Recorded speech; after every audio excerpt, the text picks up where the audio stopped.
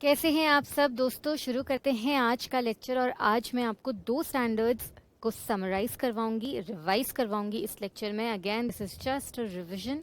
मैंने स्टैंडर्ड्स को बहुत क्रिस्प ब्रीफ फॉर्मेट में समझाने की कोशिश करी है और एक भी शब्द मिस नहीं किया है, ट्रस्ट मी। तो अगर आप हेडफोन्स डाल के अच्छे से सुन लेंगे, समझ लेंगे तो भी हो जाएगा। I don't want any notes और notebooks in front of you, just listen to me, my voice and all your नजरें ऑन द स्क्रीन। आपको सिर्फ स्क्रीन पे देखना है, मुझे सुनना है पूरी शांति से, क्योंकि 10-15 मिनट्स के अंदर अंदर I will be revising 2 of the essays and those 2 essays are essay 402 using service organization and essay 620 that is using the work of expert। तो चलिए शुरू करते हैं। सबसे पहले essay 402 में क्या लिखा है? When auditor is like audit consideration when entity is using service organization। अब ये सर्विस ऑर्गेनाइजेशन क्या होता है? देखिए, बुक्स बनाने के लिए या अकाउंटिंग का कोई काम अगर मैंने आउटसोर्स करवाया है तो मैं मेरे अकाउंट्स बनाने के लिए किसी ए लिमिटेड को बोलती हूँ कि ये मेरे डॉक्यूमेंट्स है, वाउचर्स है, इनको प्रॉपर एएस और लॉ के हिसाब से अकाउंट्स बनाकर दे दो। क्यों? क्योंकि या तो मेरे पास ये सिस्टम नहीं है बनाने का, या मेरे पास कोई टेक्निकली ट्रेन्ड पर्सन नहीं है, या मुझे खुद को भी अकाउंट्स बनाने नहीं आते हैं, तो मैं किसी से ये काम आउटसोर्स करवा सकती हूँ। तो मैं कौन हो गई? User organisation. और जिससे मैंने ये काम करवाया है वो कौन हो गए? Service organisation. ये देखिए, I have a flow chart for you. User organisation, suppose X limited है जिन्होंने अपने अकाउंट्स कहीं और से बनवाए हैं, ये देखिए, तो एक्स लिमिटेड को बोलते हैं यूजर ऑर्गेनाइजेशन। वाई लिमिटेड कौन है? जो अकाउंट्स बना कर दे रहे हैं, तो वाई लिमिटेड को क्या बोला है? Service organisation. यूजर ऑर्गेनाइजेशन का ऑडिटर मिस्टर ए, उन्हें बोलते हैं प्रिंसिपल ऑडिटर, और सर्विस ऑर्गेनाइजेशन का auditor Mister B, that is service auditor. देखिए, इस फ्लो चार्ट में आपका पूरा स्टैंडर्ड बहुत अच्छे से कवर हो जाएगा। 4 जनों के नाम हमने लिखे हैं। एक्स लिमिटेड जो अकाउंट्स कहीं और से बनवा रहा है, यूजर ऑर्गेनाइजेशन। वाई लिमिटेड जो अकाउंट्स बना कर दे रहा है, that is service organisation. User organisation का auditor A, that is principal auditor, and service organisation का auditor B, that is service auditor. अब क्या हुआ? जैसे अगर मैं यूजर ऑर्गेनाइजेशन की ऑडिटर हूँ और मैं यूजर ऑर्गेनाइजेशन के अंदर गई, मैंने नॉक नॉक किया, knock knock, can I come in, I want to see your books, come on show me your books, मुझे आपकी बुक्स ऑडिट करनी है, ओपिनियन देना है। तो आपने मुझे बोला, अरे मैम हमारे यहाँ पे बुक्स नहीं है, हमारे यहाँ कोई है ही नहीं बुक्स बनाने वाला। तो हमने एक मिस्टर विजय को हायर कर लिया, विजय के पास पड़ी है बुक्स, आप वहाँ पे जाके चेक कर लो। तो मैंने कहा, बुक्स बनाने का काम आपने बाहर डेलीगेट कर दिया, कितना सीरियस हो सकता है? डेटा आपने बाहर भेजा है, आपने जब विजय आपको बुक्स बना के देगा तो आप क्या श्योर हो कि बुक सही बनी होगी? क्या वो कॉन्फिडेंशियलिटी मेंटेन करे? और मैं बड़ी बड़ी बातें करने लग गई।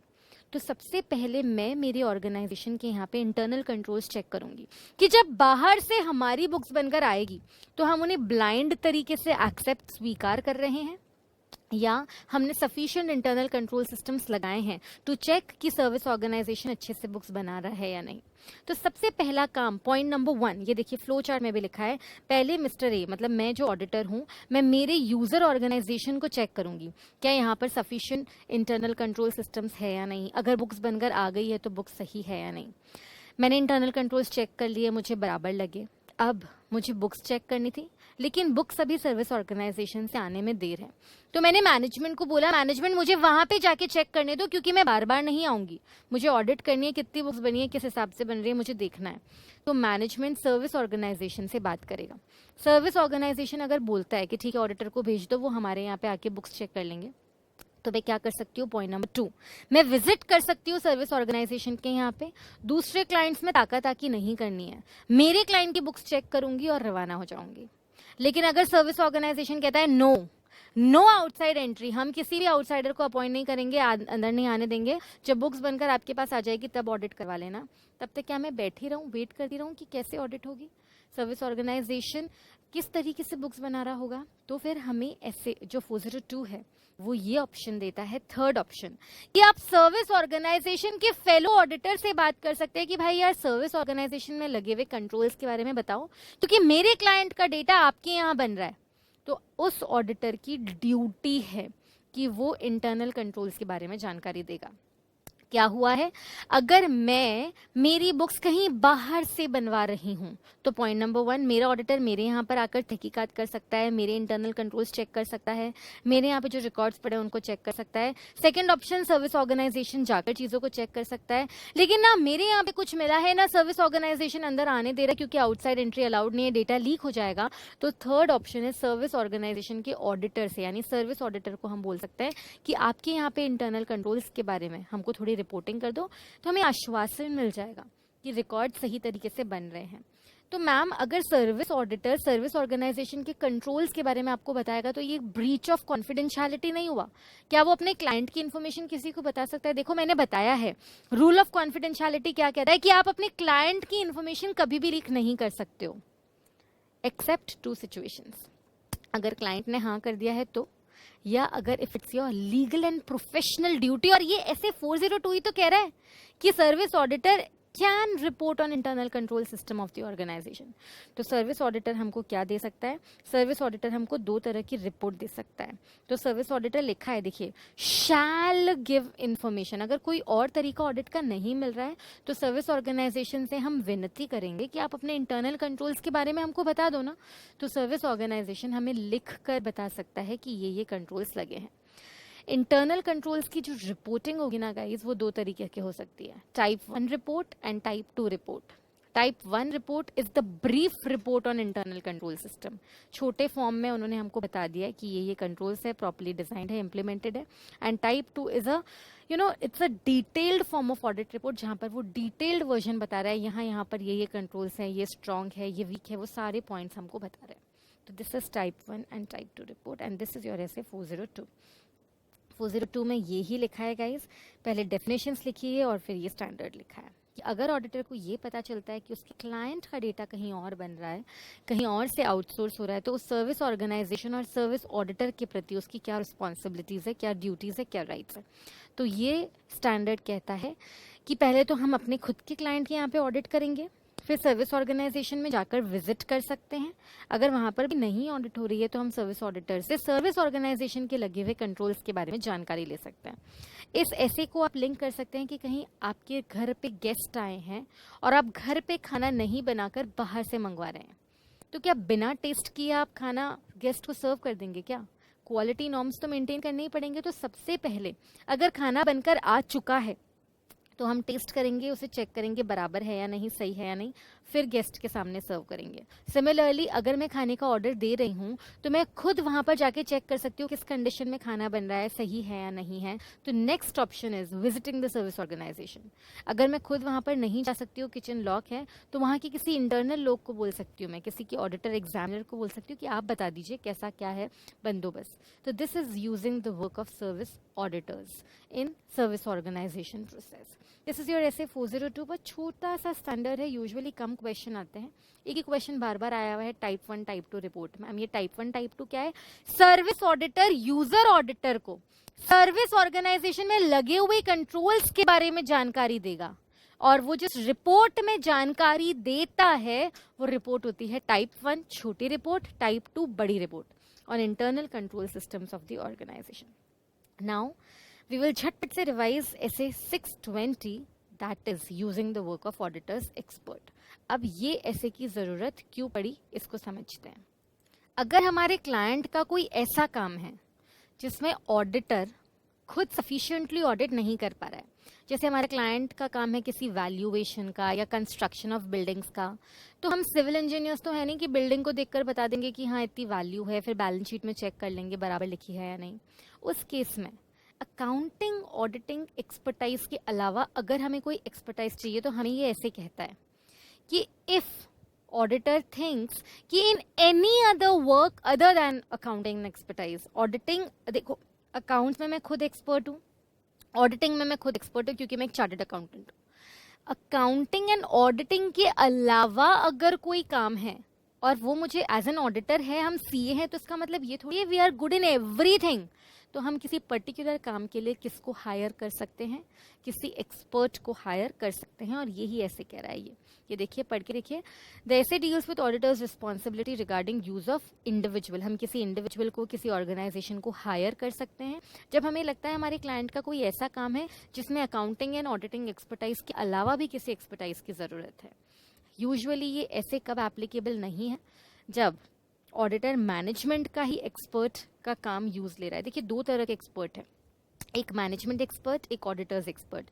Management expert as the name says, expert which is hired by management, it is a part of management. ये कंपनी की इंटरनल टीम का पार्ट है, जो कंपनी के एम्प्लॉय जैसा ही है, तो वो तो कंपनी के हित में ही बोलेगा।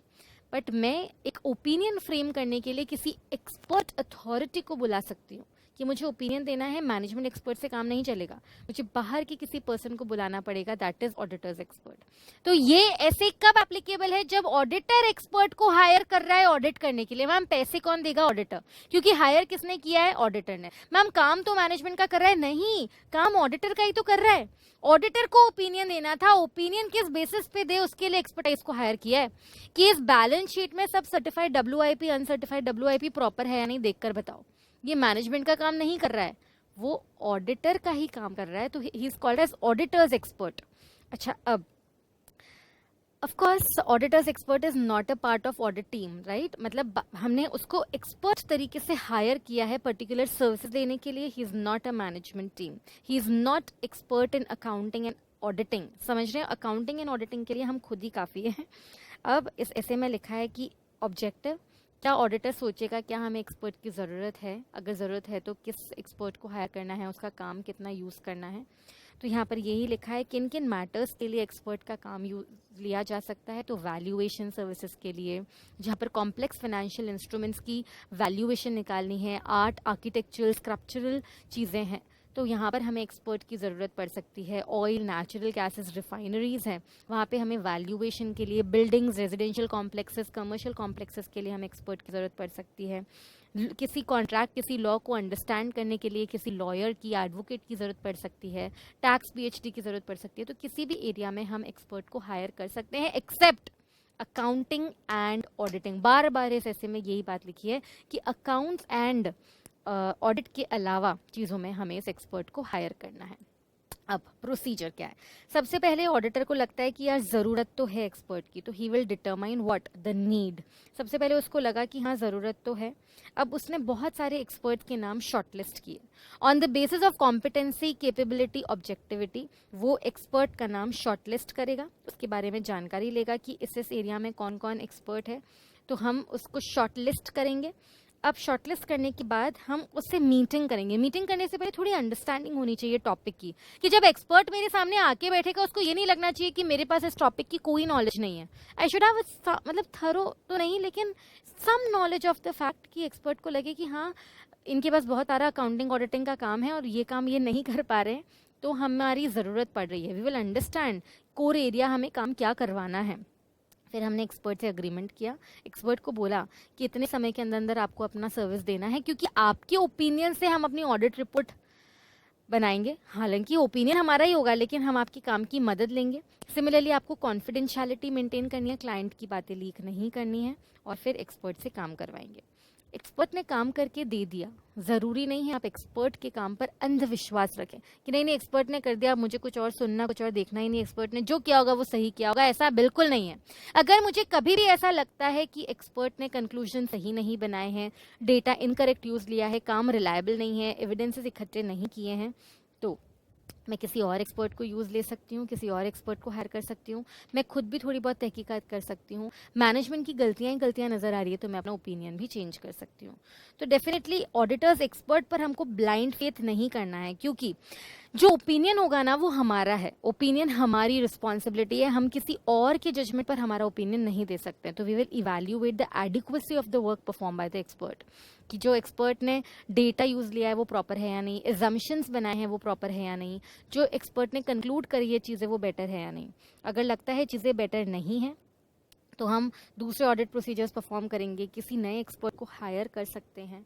और अगर कुछ पॉसिबल नहीं है और मैनेजमेंट और क्लाइंट की गलती लग रही है, सब कुछ उल्टा पुल्टा लग रहा है, सही नहीं लग रहा है, चीज़ें बहुत कंफ्यूजिंग और केओस और भयंकर गलतियां ही गलतियां दिख रही है, तो in that case I may express a modified opinion. सबसे इंपॉर्टेंट क्वेश्चन जो इस ऐसे में आता है वो ये है कि क्या ऑडिट रिपोर्ट में ऑडिटर्स एक्सपर्ट का नाम होगा।